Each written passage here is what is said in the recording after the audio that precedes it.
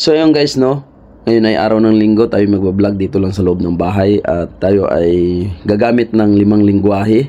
Ayan, unang-una ay Tagalog, Mindoro Romblon na salita, at kasi nanggaling lang talaga sa Romblon yung salita namin, no? Para sa doon lang kami nagtira sa Mindoro.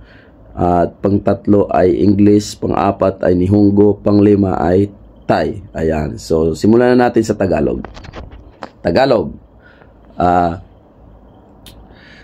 Ay guys, ako nga pala si Rebelo Ganoria Ropon. Ang aking alias ay Barikis. At ako ay kasal na. May 2 akong anak. Ngayon ay nagtatrabaho ako sa Japan. Aabot na ng 8 taon. Ayan. Ang trabaho ko dito ay welder, pwede rin sa Peter. So yun guys.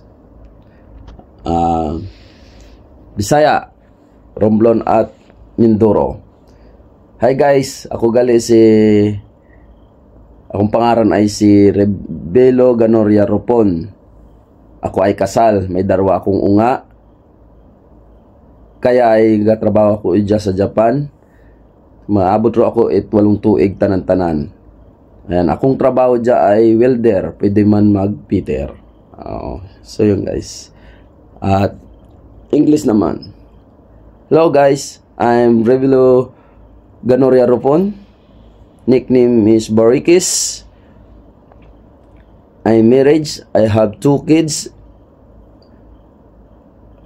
Now we are here in Japan. I work almost 8 years. My skilled are welder and Peter. Nihongo.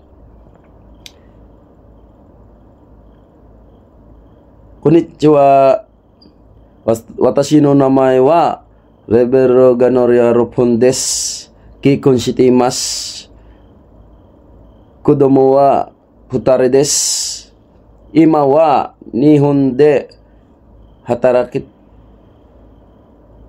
8 年間ぐらい働いています。